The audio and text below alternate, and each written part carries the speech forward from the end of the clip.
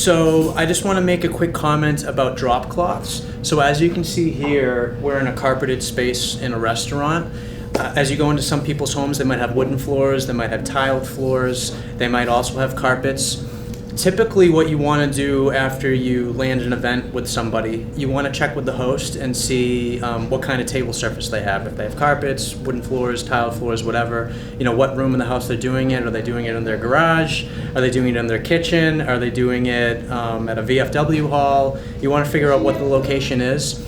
And then you want to say, oh, okay, well, if it's a carpeted room, do you need me to bring any drop cloths? Because some people are afraid of spills and stuff like that. It does happen sometimes, which is another good reason why you have your liability insurance, which you should have gotten in the beginning.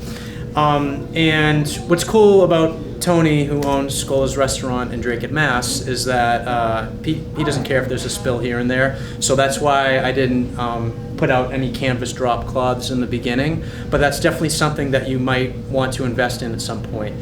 If your customer does want drop cloths to protect their floor, to avoid spills and stuff like that, through trial and error, through many years of my own error, you want to use canvas drop cloths. You don't want to use plastic drop cloths on a roll or anything like that.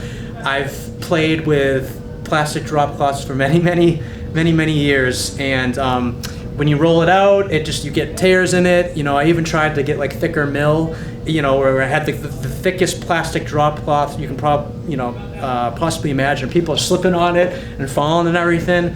So through the years, I've learned that canvas drop cloths are the best way to go. They're just thick, they're durable, people don't trip and fall, which, you know, you definitely don't want that at your paint party.